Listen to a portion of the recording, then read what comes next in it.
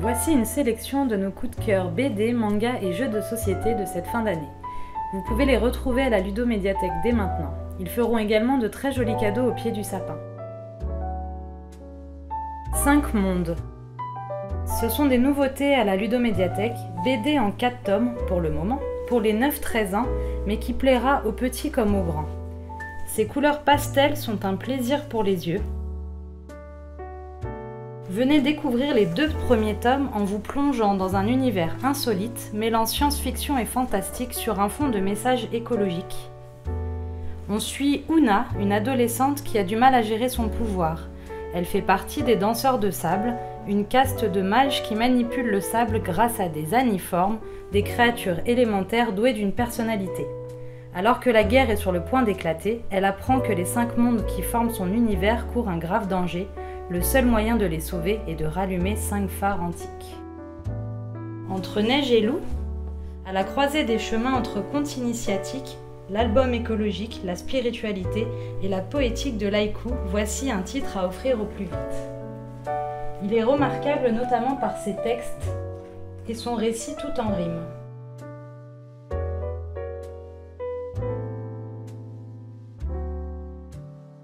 Reine d'Égypte, à découvrir ou à redécouvrir, c'est une série de mangas en 6 volumes, le 7e est à paraître en 2020, conseillé aux ados à partir de 14 ans.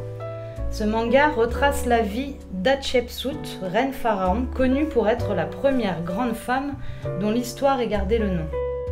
Ce manga vous fera voyager dans l'Égypte antique, manga d'aventure aux messages féministes et aux illustrations très soignées.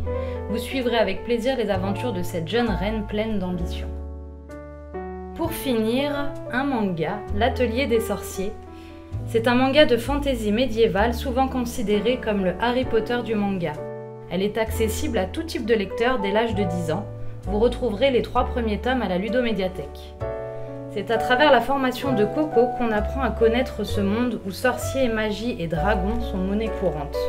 Graphiquement, L'Atelier des sorciers s'éloigne des codes du manga classique pour se rapprocher du style occidental avec un coup de crayon particulièrement fin et délicat et opte pour un trait très réaliste qu'il s'agisse de ses personnages ou de ses décors.